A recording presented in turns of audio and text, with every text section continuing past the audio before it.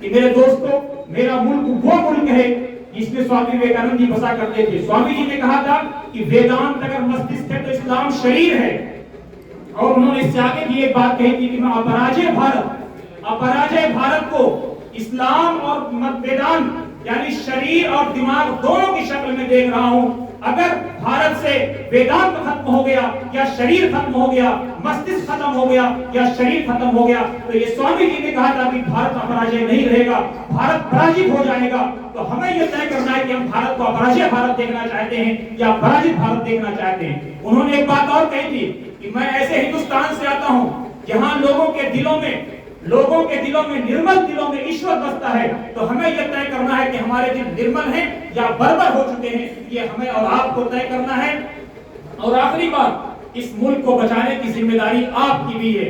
مولانا ابو کلام آزاد نے کہا تھا آپ اپنے خطبے میں کہ اگر کوئی فرشتہ آسمان سے آئے, اس کا مطلب یہ ہے کہ آسمان سے آئے گا تو حکم الہی ہوگا, اللہ رب العالمین کا حکم ہوگا. مولانا آزاد کے لفظوں پہ غور کیجئے. اور وہ قطب مینار پہ کھڑا ہو کر کے کہے, حکم الہی لے کر کے آئے, اور وہ کھڑا ہو کر کے کہے کہ مسلمان یا ہندوستان ہندو مسلم اتحاد سے دستبردار ہو جائے. تو میں ہندو مسلم اتحاد سے دستبردار کبھی نہیں ہو سکتا, آزادی میں تاخیر برداشت کر سکتا ہوں. تو یہ ہمارے بزرگوں کا مقام تھا کہ انہوں نے اس ملک کو بچانے کے لیے اس حد تک جا کر کے کہہ دیا کہ میرے عرب کو آئی ٹھنڈی ہوا جہاں سے, میرا چمن وہی ہے, میرا چمن وہی ہے. اے آبرود گنگا وہ دن ہے یاد تجھ کو, اترا تیرے کنارے جب کارواں ہمارا, اور یونان مصر و روما سب مٹ گئے جہاں سے, اب تک مگر ہے باقی نام و نشان ہمارا. تو انشاءاللہ ہمارا نام و نشان باقی رہے گا. کوئی مائی کلام چاہ کر بھی منع ختم نہیں کر سکتا ہے. شرط یہ ہے کہ وَأَنْتُمُ الْأَعْلَوْنَ إِن كُنتُم مُؤْمِنِينَ, اللہ کے حکم کو, اللہ کے دین کو, اللہ کی باتوں کو, اللہ کے نبی کی باتوں کو پکڑ لو.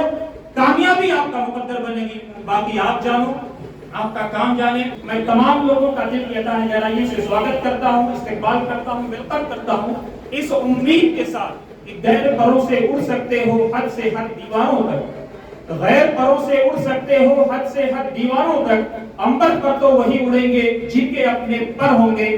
تو آج ہم کو یہ طے کرنا ہے جب ہم یہاں سے اڑ کر کے جائیں, کیونکہ دوستو قرآن مقدس کو اگر ہم مسلمانوں نے سنجیدگی سے پڑھا ہوتا تو رب کعبہ کی قسم میں کہتا ہوں آج ہم لوگ ذلت و رسوائی ہمارا مقدر نہ ہوتی.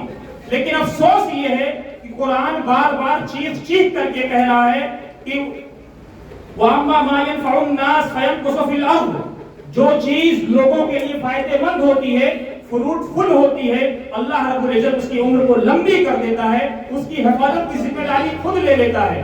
وَأَمَّا الزَّبَدُ فَيَذْهَبُ جَفَاءً, اور جو بلبلا ہوتا ہے, سمندر سے جو جھاگیں اٹھتی ہیں, ان کا کوئی وجود نہیں ہوتا ہے, ان کی کوئی قیمت نہیں ہوتی ہے.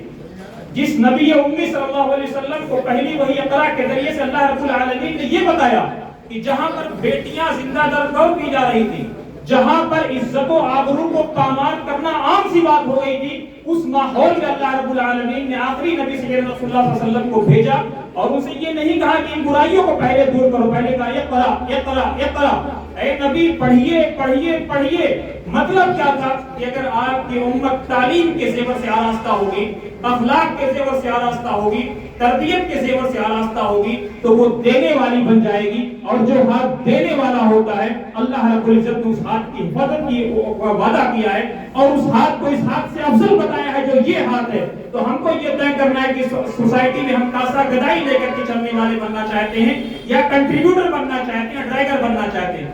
دوستو دنیا میں جب بھی آپ نے اس ملک کو لال قلعہ دیا, آج ہم اور آپ شان سے کہتے ہیں کہ ہم نے لال قلعہ دیا, ہم نے تاج محل دیا, ہم نے قطب مینار دیا, تو ہماری عظمتیں کیا تھی جب آپ کنٹریبیوٹر تھے, جب آپ نے اس ملک کو دنیا کی سب سے بہترین اکنامی بنایا, اور 26% سے زیادہ ورلڈ اکنامی میں آپ کا شیئر ہوا کرتا تھا, آپ کے ملک کا شیئر ہوا کرتا تھا. اس وقت آپ کے سامنے عظمتیں کیا تھی, آپ سوچئے. تو یہ ہم کو اور آپ کو طے کرنا ہے کہ ہم کیا بننا چاہتے ہیں. قرآن مقدس کا یہ اعلان ہے, اللہ رب العزت نے وہ لوگ جو بانٹنے کا کام کرتے ہیں, جو مسلکوں میں بانٹتے ہوں, فرقوں میں بانٹتے ہوں, ایسے لوگوں کو اللہ رب العالمین نے ختم کرنے کا وعدہ کیا ہے. اور آج آپ سوچئے کہ ہم لوگ یہ شیعہ, وہ سنی, وہ دیوبندی, وہ بریلوی, وہ وہابی, وہ فلاں اس میں لگے ہوئے ہیں. ہمارا کام کیا تھا کہ بلغ رسالتک, اے نبی اللہ کا پیغام, اللہ کا دین انسانوں تک پہنچا دیجیے.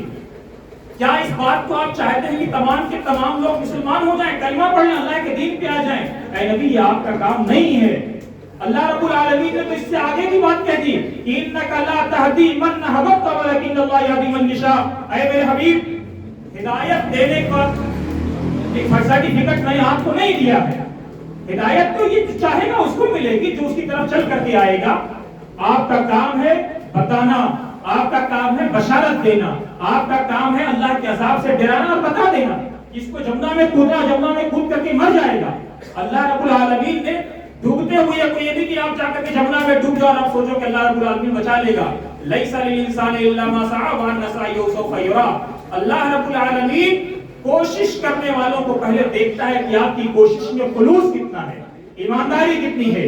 نور نواز صاحب نے جب ہندکو اکیڈمی شروع کی تھی، کورونا کا پیک پیریڈ تھا، ان کو لگا تھا کہ شاید پورا کا پورا سرمایہ تباہ ہو جائے گا، لیکن نیت میں خلوص رہا ہوگا، تبھی اللہ رب العالمین نے ایسا سنبھالا کہ 1000 بچے بھی ان کے یہاں پڑھ رہے ہیں، اور آپ سوچئے 5 اسٹار تک چلے دے رہے ہیں اپنے بچوں کو۔ تو اس لیے میں آپ لوگوں سے کہتا ہوں کہ میرے عزیزوں، میرے بھائیوں، جب یہاں سے اٹھ کر کے جاؤ تو آپ یہ طے کرو کہ آپ کو کنٹریبیوٹر بننا ہے۔ کوئی کسی انسان کو ختم نہیں کر سکتا ہے، کوئی سرکار آ جائے، یہ موت اور حیات کی ذمہ داری اللہ رب العالمین نے لی ہے۔ سرکاریں کتنی ظالم و جابر کیوں نہ ہوں، اگر آپ اچھے انسان ہیں، آپ کے اندر اخلاق ہے، آپ کے اندر تربیت ہے، آپ کے اندر مورالٹی ہے، آپ کے اندر لوگوں کو دینے والا جذبہ ہے، تو آپ کو کوئی تباہ نہیں کر سکتا ہے۔ ایسے لوگوں کی حفاظت کی ذمہ داری اللہ رب العالمین نے خود دے رکھی ہے۔